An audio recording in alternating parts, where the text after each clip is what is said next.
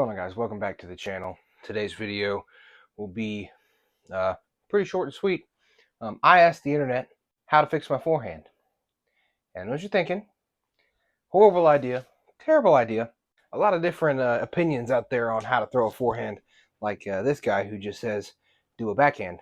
Appreciate the input, working on that. Not quite there yet. We'll get there when we get there. But I did have a lot of good comments on my post in this Facebook group that I'm a part of with 30-something thousand people, and I'm going to showcase that today in this video. I went out to a local soccer field. From one end to where the hill starts is probably about 420 feet. I went out with a couple of friends and worked on some of these things that these comments were saying, and what you're about to see is what I call the finished product of the fieldwork session. This is also going to be an update on what my bag's looking like also, because I throw every disc in my bag and you'll see that at least once. Let's get into it. So the first thing you're going to see here is my three mid-ranges. I have a Lucid Justice, a Moonshine X Justice, and a Meridian Discs Ravine. Those are the only three mid-ranges I have in my bag. I'm throwing the Moonshine X first. It came out a little wobbly, but I've been really focusing on trying to put everything on hyzer. The Moonshine Justice is a lot more stable than my Lucid Justice. My Lucid Justice is a little bit more beat in.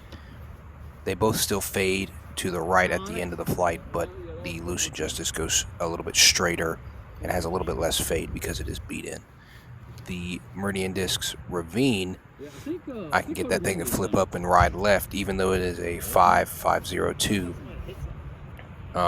That was not the best throw I had with it. It was really nose up, but I did get it to flip up and ride left in that throw. Next thing I have here is a tone cookie and a steady cookie. That first throw with the tone cookie was very bad. I went over on it extremely bad, but the steady cookie you'll see here in just a second, I threw a whole lot better. I do have another camera angle throwing the tone cookie, and you'll see that here shortly. However, the tone cookie is a little less stable than the steady cookie, but even though they're both 7.502. So I apologize in advance for both of these throws. They were both extremely nose up. I did end up getting them both to flip eventually and ride straight for a little while, but I have a NXT blade which I just threw and a Hyper Diamond blade which I'm about to throw. Both of these throws were extremely bad. I threw them nose up, but that is my overstable 9-speed that will ride straight, a little bit longer than the Captain's Raptor that I'm about to throw. Next is my Captain's Raptor. I usually use this as a utility approach disc. I can throw it on any amount of flex I want to, and it's going to come back every single time. And that's going to be it for the 9-speeds. Next I have a Meridian Chasm and a steady Spice. The Chasm is something that will go a little bit straight, a little bit longer than the Spice will. The Spice is really used for flex shots. I don't really take this out of the bag very often unless I do have a flex line that I need to hit. I can throw it flat and it will go straight pretty far, and you see the skip at the end out there, but that's my 10 and 11 speed. For my 12 speed slot, I have two high disc golf Wanderlusts, both in the same adventure plastic. The black one, for whatever reason, is a little less stable than the red one. The red one is a lot more stable, but for both of them I can get them to flip up and ride pretty straight. The black one I can get to turn to the left and then fade back. They're a 12.5 -1.2 kind of beat-in destroyer slot that I have fallen in love with and like both of them in my bag. Next I have a Halo Shrike. I love this thing. It's more stable than the Halo Star or Star Plastic Shrikes.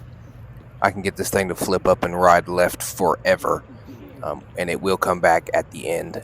I love it. It's not exactly max distance forehand, but it's pretty close. Next I have two Hooligan Vibes.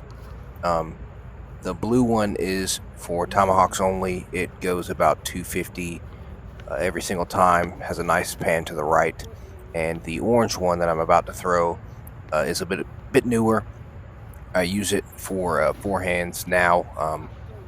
It's a lot less stable. As you can see, it flew to the left there pretty good than the chasm that I have in my bag. And I'm throwing a Hooligan Discs Yeet. That is my 270 to 280 Tomahawk disc. I throw that one when I'm throwing Tomahawk 80% of the time when I'm throwing it. The next disc I have in my bag is a Trash Panda ET2. If I throw it on the small side, the 7-speed side, I can get it up to about 300. If I throw it on the 12-speed side, I can throw it about 240 on a laser. The next two discs I have here is a Renegade that I tried to throw forehand, that I don't ever throw forehand because I was trying some stuff out. It's usually a Tomahawk approach disc, really good in the woods, and that is a Z-Flex Nuke SS that somehow, the farthest I've ever thrown a disc, it went about 380. Hyzer flipped straight up to flat, rode left, came back right.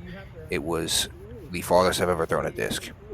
That, what I just threw, is a elevation disc Psychic. That's another approach Tomahawk disc, about 240 and in. I can get it to sit down pretty good. And then my max distance Tomahawk disc that I can throw about 315 to 320 maybe is a Nuke OS. Extremely overstable. Here's a couple of throws from the front. First is my Tone Cookie, and then the second one is my Chasm. Was able to get both of them to flip up, ride flat, and then finish right. Just a couple of front angle shots. So I know my forehand is still a work in progress. I'm getting better at it. I do like this new form that I have a lot more than my old form. A big thing that I took away from a lot of the comments was I wasn't allowing my hips to do any work. I was throwing all arm, and I could feel it when I was throwing with my old form.